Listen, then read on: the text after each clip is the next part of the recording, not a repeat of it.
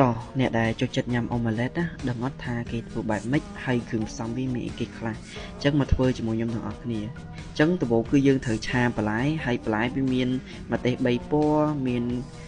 អញៀនមានប៉េងប៉ោះហើយនឹងផ្សិតតាមចំណូលចិត្តរបស់អ្នកទាំងអស់គ្នាហើយត្រូវកាត់ខ្ជូបតូចៗឲ្យស្មើគ្នាដោយដែលខ្ញុំបានបង្ហាញហើយសម្រាប់ពងគឺយើងតម្រូវឲ្យវាយឲ្យម៉ត់បើមិនអញ្ចឹងទេ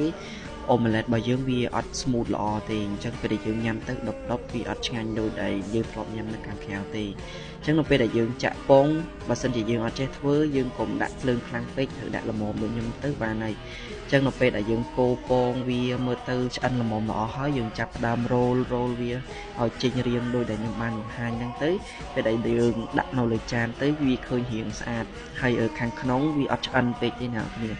នាត្រូវចម្អិនវារាង creamy ហើយយើងអាចញ៉ាំជាមួយ ketchup ឬក៏ញ៉ាំជាមួយអីផ្សេងតាមចំណូលចិត្តរបស់អ្នកទាំងអស់គ្នាហើយអូម៉ាឡេតនេះគឺ